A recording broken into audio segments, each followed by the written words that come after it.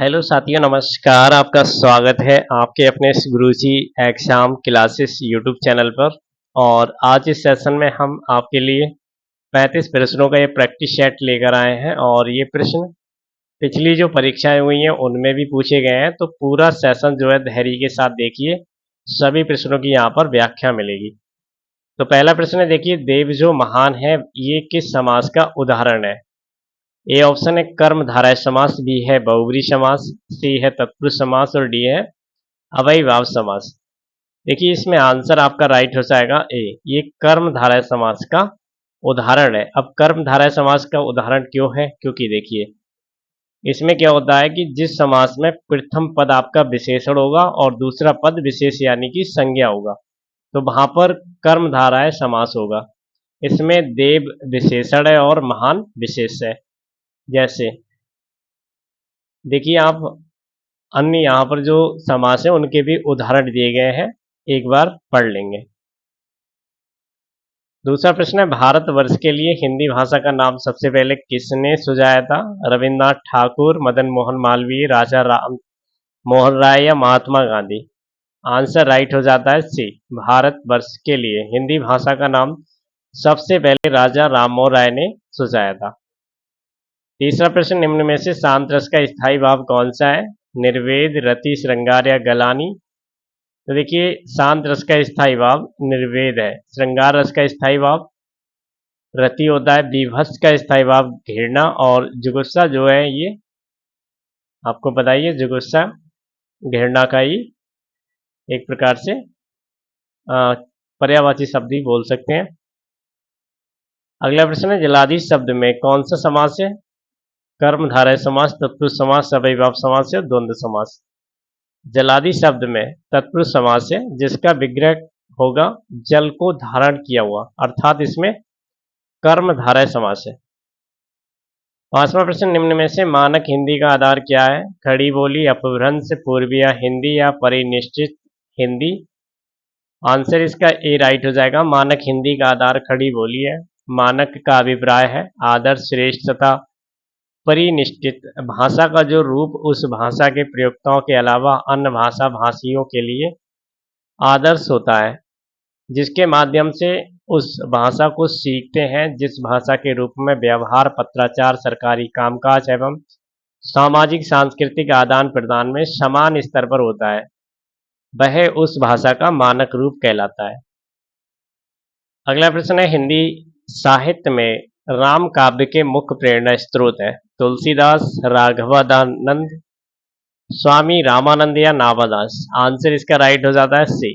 हिंदी साहित्य में राम काव्य के मुख्य प्रेरणा स्रोत स्वामी रामानंद है।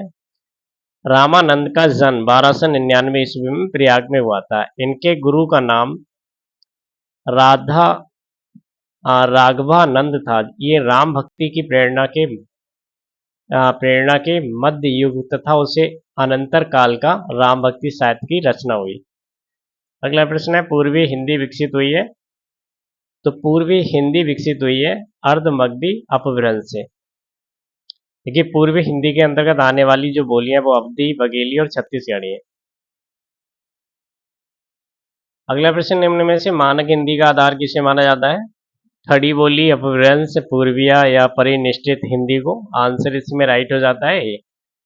मानक हिंदी का आधार बोली मानक का अभिप्राय है आदर्श, श्रेष्ठ अथवा परिनिष्ठित भाषा का जो रूप उस भाषा के प्रयोक्ताओं के अलावा अन्य भाषा भाषियों के लिए आदर्श होता है, जिसके माध्यम से वे उस भाषा को सीखते हैं, जिस भाषा रूप में व्यवहार, पत्राचार, सरकारी कामकाज और सामाजिक संस्कृति में आदान प्रदान किया जाता है।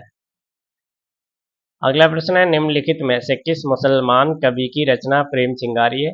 शेख नबी, जायसी, नूर मोहम्मद या Najaf Ali? Answer D right होगा। मुसलमान कवि नजफ अली की रचना प्रेम चिंगारी, जबकि जायसी ने पद्मावत, नूर मोहम्मद ने इंद्रावती, अनुराग ने बांसुरी और शेख नबी ने ज्ञानदीप की रचना की है। अगला प्रश्न है, रामचंद्र शुक्ल ने हिंदी साहित्य में किस विधा में प्रवेश हुआ है? आलोचना, कविता, कहानी या उपन्यास? आंसर ए राइट होगा। आचार्य रामचंद्र शुक्ल का प्रवेश हिंदी साहित्य के आलोचना विधा से हुआ है। 11वां प्रश्न है, जल जो साबुन लगने पर अच्छा झाग नहीं बना पाता, इसको क्या कहते हैं? खारा जल, भारी जल, मृदु जल या संक्रमित जल? आंसर ए राइट होगा। खारे जल के कैल्शियम व मैग्नीशियम के क्लोराइड, सल्फेट तथा बाइकार्बोनेट के लवण घुले रहते हैं। ये लवण साबुन के साथ क्रिया करके अविलय यौगिक बनाते हैं जो पात्र के पेंदे में जमा हो जाते हैं। इन्हीं अविलय यौगिक को बनाने या बनने के कारण साबुन झाग नहीं देता है। 12वां प्रश्न, निम्नलिखित में से कौन संसार में सबसे अधिक तीव्रता से काटता था?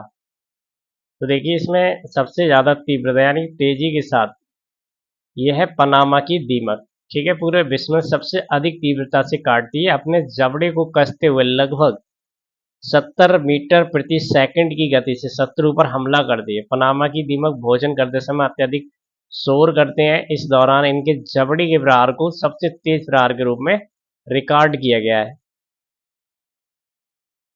13वां प्रश्न, गोल्डन पेन ऑफ फ्रीडम पुरस्कार किससे संबंधित है? पत्रकारिता, सिनेकला, खेल, संपादकीय, साहित्य संबंधी लेखन?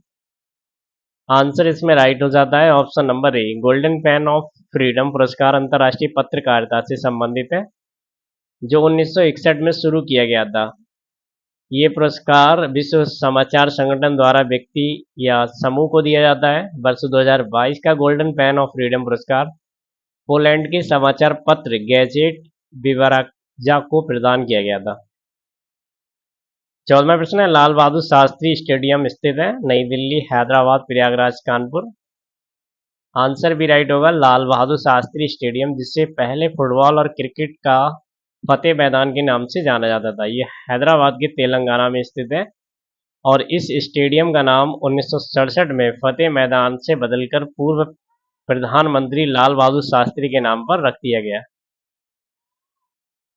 15वां प्रश्न, निम्नलिखित में से किस भारतीय पुरातन ग्रंथ में अपराध और अपराधी का जिक्र आता है? अर्थशास्त्र, मनुस्मृति, न्याय मीमांसा या उपरोक्त सभी? तो देखिए, इसमें राइट आंसर डी हो जाएगा।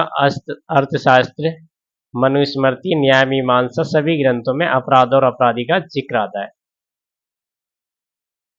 16वां प्रश्न है, घरेलू हिंसा से महिलाओं की सुरक्षा हेतु अधिनियम कब लागू किया गया था? वेरी वेरी इंपॉर्टेंट क्वेश्चन है। सेशन आपको पसंद आ रहा है तो प्लीज आप इसे शेयर जरूर कर दीजिएगा। आंसर देखेंगे इसमें, ए ऑप्शन राइट हो जाएगा, वर्ष 2005 में।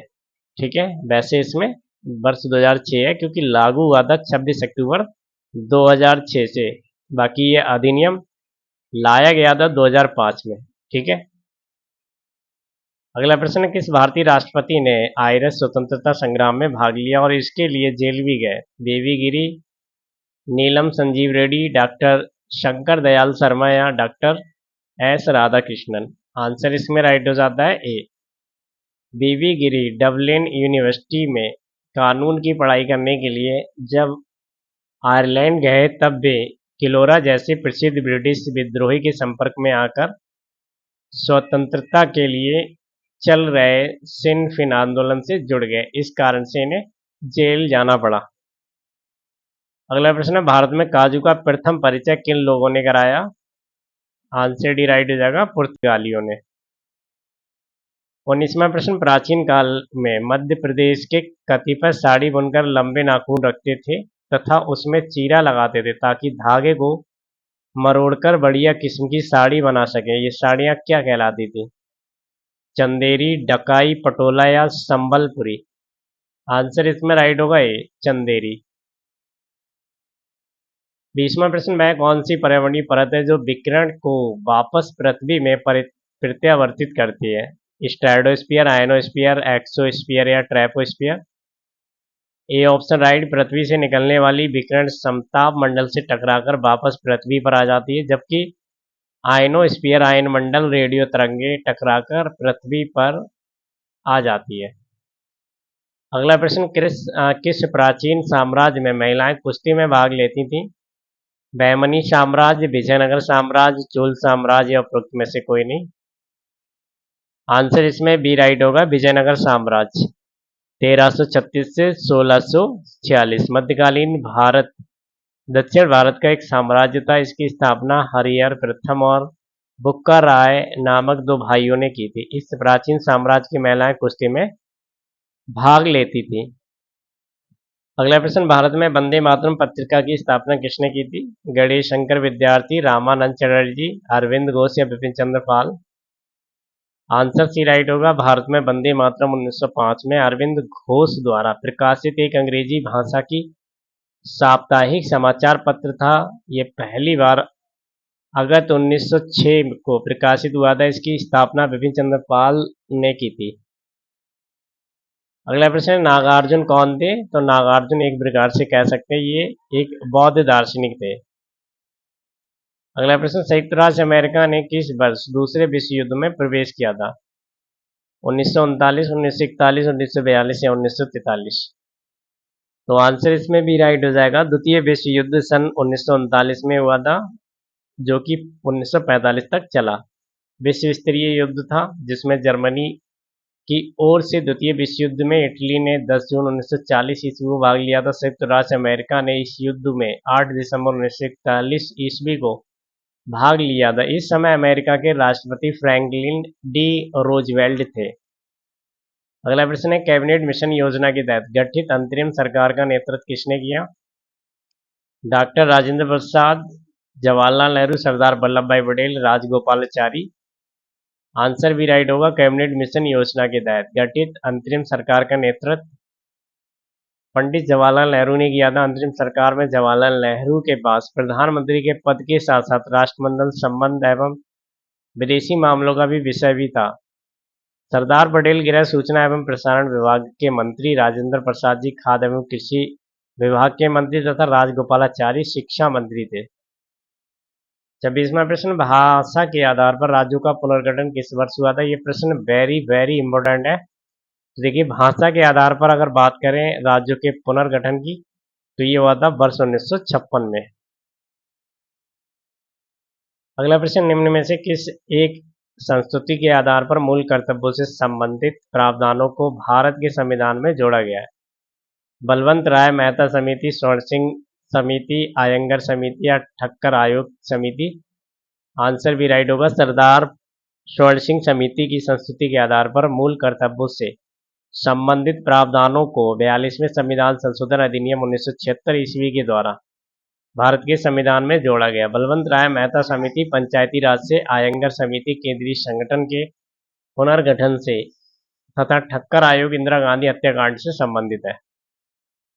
अगला प्रश्न है, भारत की संघ कार्यकारिणी में निम्नलिखित में से कौन शामिल नहीं है? उपराष्ट्रपति, राष्ट्रपति, प्रधानमंत्री, राज्यों के मुख्यमंत्री? आंसर डी राइट होगा। भारत के संघ कार्यकारिणी में राष्ट्रपति, प्रधानमंत्री शामिल हैं, जबकि राज्यों के मुख्यमंत्री इसमें शामिल नहीं होते हैं।